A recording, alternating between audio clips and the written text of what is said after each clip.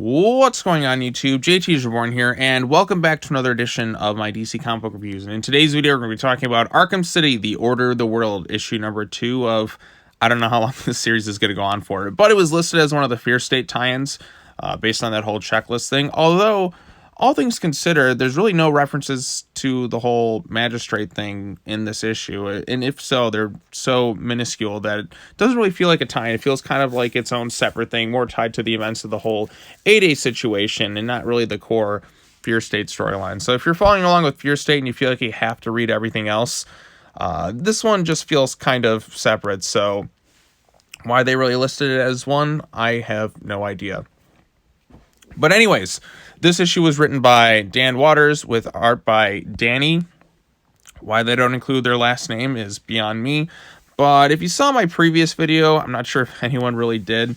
I don't think it did very well view-wise, and I'm not really sure if anybody's reading. I mean, there's always going to be some readers who are going to read everything in here. If you're an Azrael fan, you may want to check this thing out because Azrael is one of the focal points of the issue. If not, then you could probably skip this issue. The storyline itself is still some of the remaining patients from the whole Arkham 8A incident are kind of on the loose still. There's a character known as Double X in here. You have Dr. Jocasta Joy, who is working with, or trying to work with, one of her more schizophrenic patients known as Ten-Eyed Man, who seemingly knows where other patients that are in the city. And she's trying to protect her patients. You got detectives kind of going around trying to stop things. And then you have Azrael, who's trying to apprehend all these different Arkham patients and doing his own form of justice. So that's pretty much the gist of the main story. First one you come across is Double X. Then you have Jocasta Joy, who's lying about working with Ten-Eyed Man, who's just kind of off his rocker. And you have Azrael in there doing his shtick. Eventually, he's able to take down and put one of the escaped Arkham patients into an infirmary and continue to plot to take down the other missing Arkham patients. There's also references to this whole Arkham City thing, which is based on this map, and that's pretty much the gist of the whole entire story. The artwork itself by Dani, it's kind of one of those art styles that doesn't really like work for me. I think it fits the tone of this story, but I like my artwork a little bit more clean. This is kind of sketchy. Like, a lot of the faces are kind of, I guess, scrunched up a bit. Like, they're not really fully clearly detailed compared to someone else like what I was talking about with Jorge Menez's artwork. It's very crisp, it's very clean. Dani's artwork is definitely a lot more sketchy, and the different colors kind of work for the story that they're trying to tell. It's more of a horror story, but it's not my ideal art style. I can't really describe what it is that doesn't work for me, but it's not something that really catches my eye per se. It may catch your eye, but for me, it doesn't quite work for me. I'm not sure what it is. Maybe it's a little bit too sketchy, but I like my artwork a little bit more crisp and clean, but not to say that it doesn't fit the story. With that combined with the colors, I think it suits this type of story. It's more suited for this or a horror story, but other than that, I thought this issue itself was okay.